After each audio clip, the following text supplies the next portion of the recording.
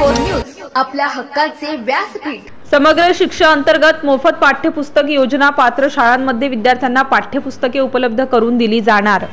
जिल्हा परिषद, नगरपालिका व महानगरपालिका शाळा आणि खासगी अनुदानित व अंशतः अनुदानित शाळांमध्ये ज्या पालकांची मुले शिकत आहेत त्यांनी आपल्या पाल्यांची पुस्तके बाजारातून खरेदी करू नयेत। ही पाठ्यपुस्तके सर्व पात्र शाळांमध्ये विद्यार्थ्यांना शैक्षणिक वर्षाच्या पहिल्या दिवशी उपलब्ध करून दिली जातील असे आवाहन शिक्षणाधिकारी प्राथमिक पुनीता गुरव यांनी केले आहे। समग्र शिक्षा अंतर्गत इयत्ता पहिली ते इयत्ता 8वी मध्ये शिकणारे कोणतेही बालक पुस्तकांपासून वंचित राहू नये आणि त्याला पाठ्यपुस्तकाअभावी शिक्षणात अडथळा येऊ नये। शाळेतील सर्व दाखलपात्र मुलांची 100% उपस्थिती टिकवणे, गळतीचे प्रमाण शून्यावर आणणे यासाठी शासनाने समग्र शिक्षा अंतर्गत मोफत पाठ्यपुस्तक ही योजना सुरू केली आहे।